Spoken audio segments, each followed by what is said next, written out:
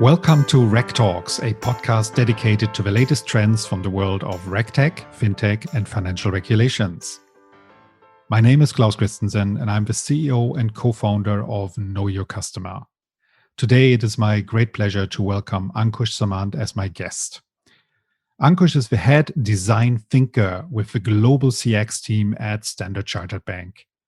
He is currently based in Hong Kong. Previously, innovation coach at SC Ventures, Ankush has spent his career to date building customer experiences across industries such as retail, manufacturing, airlines, travel, insurance, and technology across the US, UK, Europe, Africa, and Asia.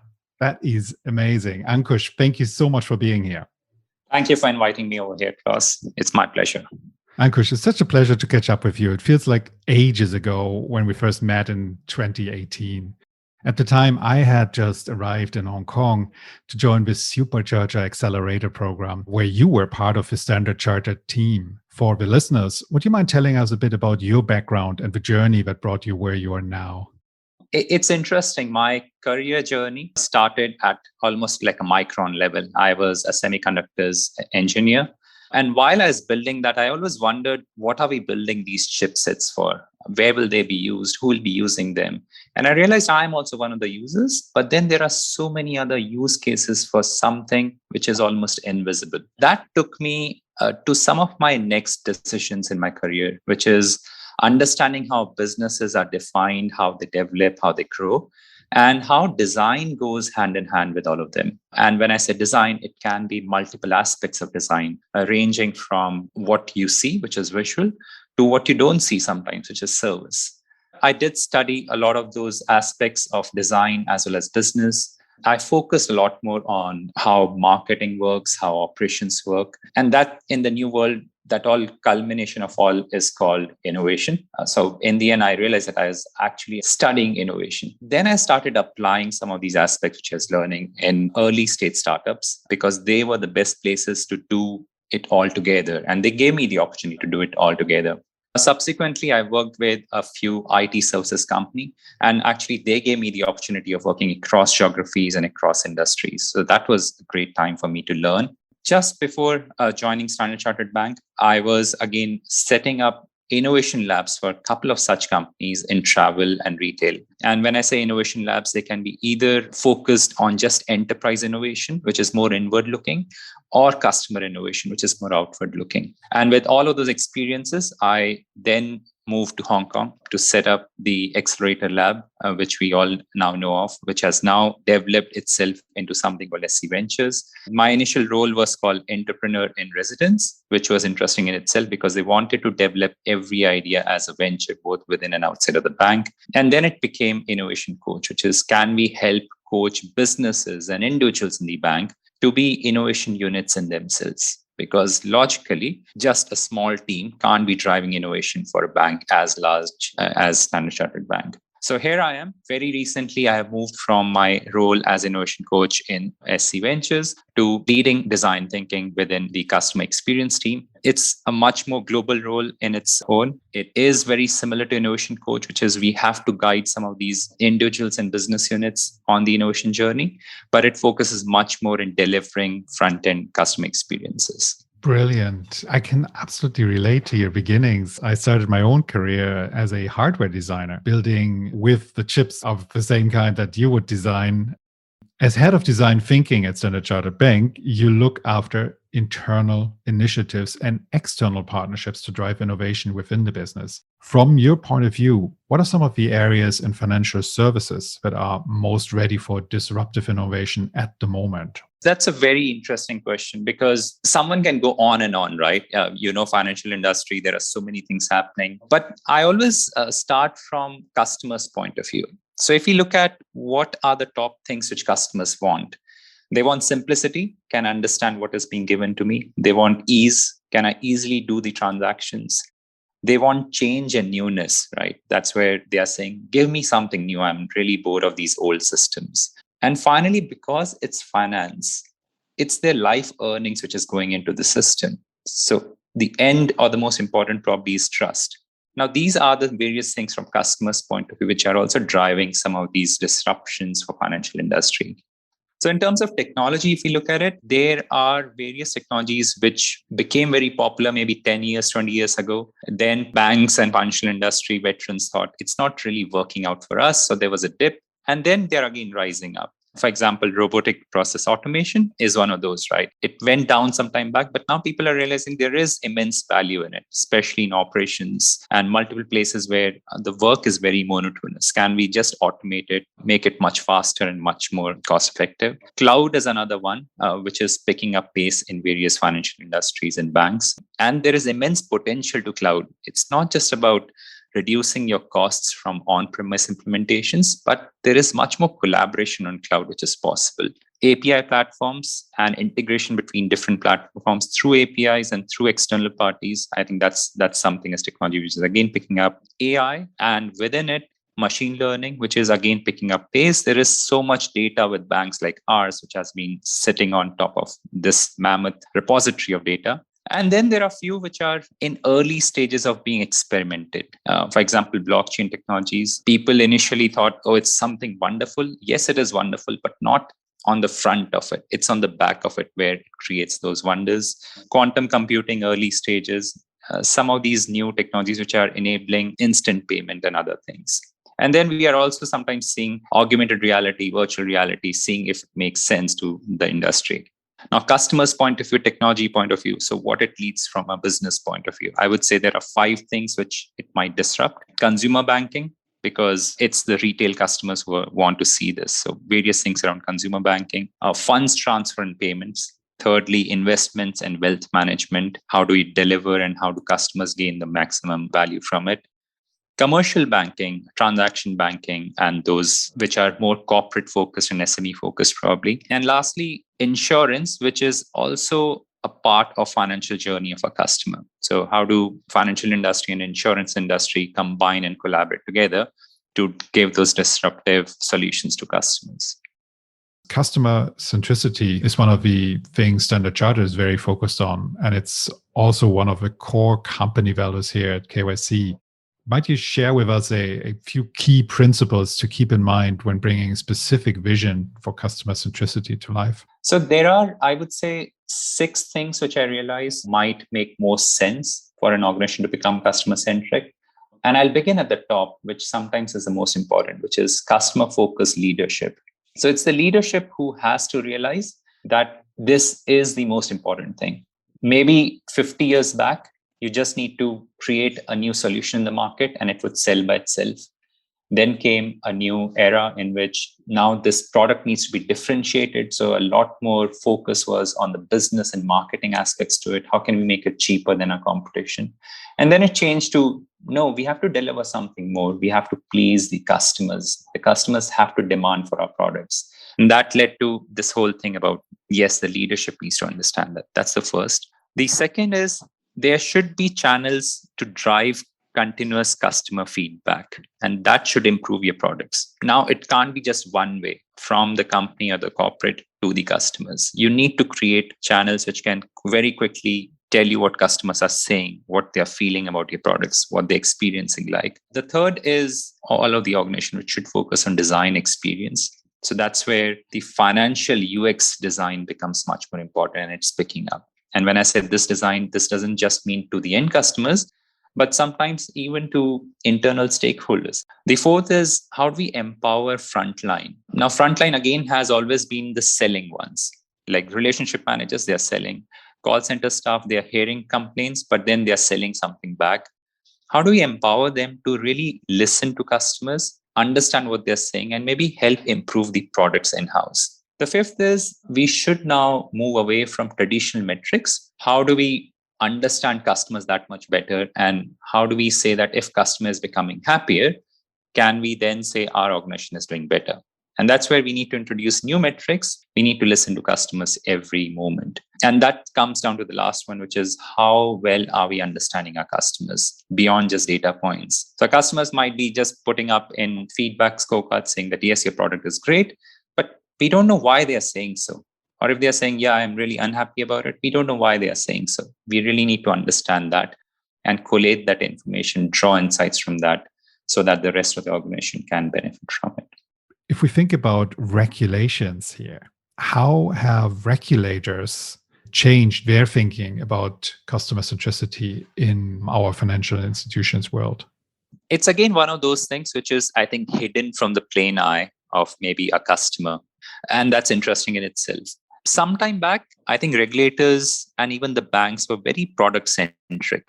And they all used to see, are these products safe for the customers? That's what regulators want in the end, for the banks to be safe, not crumble down one day because of some fluctuations, and for customers to have their wealth safe to a certain extent. And in the end, it leads to better economy. In the end, it leads to better governance of that place. There was briefly some channel centric view also, which is video calling for customers safe enough? Is sending them letters safe enough? Can we send 2 letters with OTP in one and something else in the other? And I think over the period of time, now everyone has realized that channels will keep on changing. Products continuously evolve. In fact, if the products are not suitable for customers, they'll create their own products. And that's why there is still a lot of unbanked population who has created their own financial products. Even in markets like Hong Kong, where there are so many banks, there are still unbanked people. That means they are creating their own products. So that's why bankers and regulators are thinking, how might we ease the regulations and make them easy to understand so that business owners and customers become the part of ecosystem. And that eventually builds a much healthier economy. So that's why for regulators and new regulations, customers are the center of it all. Taking an example, open banking is rising up and evolving everywhere, almost everywhere. And if you look at it, they are quite customer centric. If you look at the 3 phases of Hong Kong government, they said, let's build value in each of those phases. Let's not just create an open banking platform that customers might not be interested in. Every phase they are looking at, all right, this is what banks need to do, but this is how that will deliver value to my end customer. When we met, Ankush, you were actually very involved in the dissemination of knowledge in SC Ventures. What do you think are the most effective ways financial institutions can keep informed of the latest innovations in their sector? I'm sure part of a challenge is how specialist knowledge can be effectively distributed across all departments of a large financial institution. A major part of my earlier role was in dissemination of this knowledge and also make a mind shift change, which it still is, right? Because in my current role, for example, how do you make people understand what empathy to customers is? Everyone knows what customer centricity is. How do you build it? I'm heading currently design thinking. How do you tell everyone what design thinking is? And not just get them informed, but ask them to then practice these tools. And it's a test and learn thing again around this, right? In this case, who are my customers or who are my audience? It's everyone in the bank. They already have a lot of tensions and anxiety about their current role themselves because the roles are changing. Some of them are worried whether their roles will exist in the next 10 years or no. And then the day-to-day pressures. And then you tell them about this new technology or new methodology of working. And they're like, I don't know how this is going to help me out. And I would again say the corporate culture also affects a lot in the way these programs might be rolled out. So there is no silver bullet. It's not that one thing will work for every company. So I think every company or organization needs to try it out and see what works. We tried a few formats. I think going with the trend that people have lost the patience of focusing on one thing for a long time. So we came up with bite-sized learning. That was the first thing, which is maybe on an email, maybe on your intranet, we posted small snippets of a new learning. It can be, this is what we did in the branch. You know how we did it. This is what we followed. If you want to know more, go into a deeper session. Then we created 1 or 2 hour sessions, which are much more focused. So they are more of awareness sessions, taking employees through that awareness stage and building that knowledge curiosity. For those who got even more curious, we then created half a day to 3-day sessions, depending on their appetite and depending on how much effort or time they can spare. And we realized that it acts then as a funnel. Maybe if your 100 employees watch those snippets, out of them, maybe 50 come down to those 1 or 2 hour sessions. And maybe out of those 50, just 10 come for those long duration sessions. But then when these 10 graduate, they become advocates of these new ways of working. They become advocates of these specialist knowledge. So that's one way in which we disseminate it. The second is we also started organizing a lot more expert sessions, which is maybe, for example, you are an expert in your field. We did have a session where you came in and you told what's happening in your organization, how you are seeing the world is changing. So I think those kind of sessions also helped. And lastly, we have also started taking some of our key employees outside of the bank as mystery shoppers so that they can show and see and learn from these experiences when they go out. Back to a topic that is close to my heart as a company owner here that works with very large banks and other financial institutions. The differences in size and the approach can be quite hard to overcome. However, when the relationship is set up right from the beginning, the results are extremely beneficial for both sides. Given your experience in trying to bridge exactly this gap between incumbents and innovative fintech and RegTech SMEs, are there any specific learnings or best practices you could share with us? That's a very difficult question, and I'll try to answer it in my own way. I think the first step is the most difficult for both the startup or a young company like yours, as well as for the bank like us. It's equally difficult because we do want to work with a company like yours.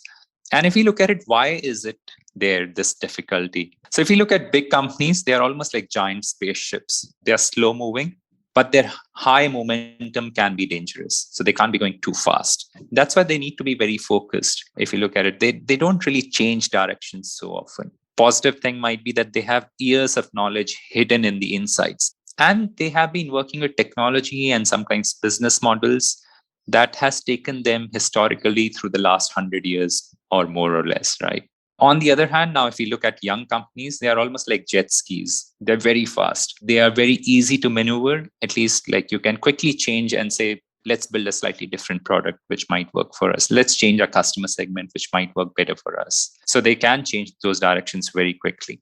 And the technology is great because they are starting today. So they are using much better technologies, which might be much faster, much more scalable, and much better. But they don't know whether these technologies might scale up to the level of these big companies. And they don't know, more importantly, whether these technologies will take them through the next 100 years. And that's where I think we need to see how we can work together. We need to see a couple of aspects. As soon as we start working, a big company and a smaller company, they need to have very clearly defined, realistic objectives. And the next stage should be, let's also define a North Star at the moment. So the North Star might be, let's use a technology and that can be used, let's say, across geographies. But a realistic target might be, let's start with one geography on just one feature. Thirdly, we should have mutual empathy. So while you are trying to understand the bank, I think as a bank, and within the stakeholders in this bank should also try to understand what's going on through this fintech, what are these different things which they're trying to build and why they're building it. Fourthly, let's also identify risks and take them into account. And let's try to understand that very rarely will we get quick wins. So we also need to have realistic targets, which are time targets. After that comes, I think, starting small, building some kind of minimum viable products together, or using somewhere which can be small in scale, and very quickly learning from those implementations.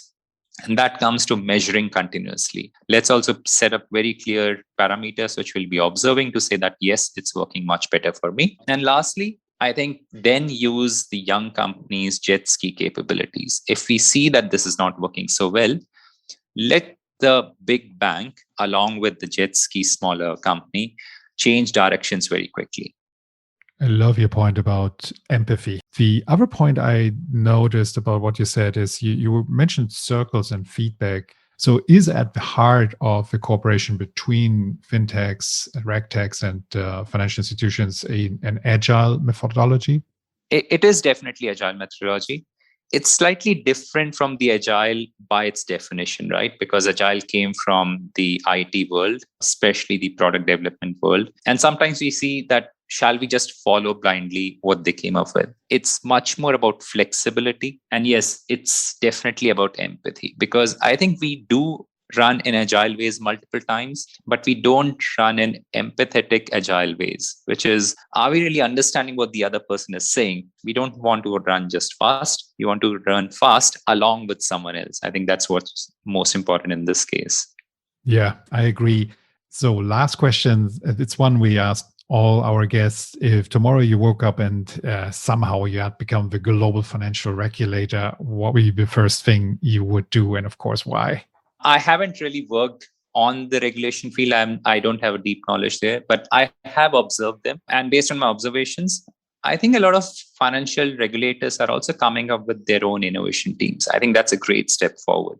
Over the past 3-4 years, I also observed that regulators in Hong Kong are asking the banks and innovation teams within the banks questions like, what do you think banking will look like in the next 5 years? What do you think will be the new technologies which will affect this? How do you think customers are changing? What are the new things they're asking? So they are becoming more and more interested. And I think that's a great step in the right direction. If I somehow wake up and become a part of these global regulators, I think I'll take a few more steps in this direction. And the best step can be maybe twofolds. One is build active customer forums. So I see that right now regulators are one step away from end customers. So they are there, then the banks come and banks deal with customers. And then they feed back to regulators on what's happening. But I think it's high time regulators create their customer forums where they call in customers, listen to them, and then see what they need to do as regulations. I think that's becoming more and more important.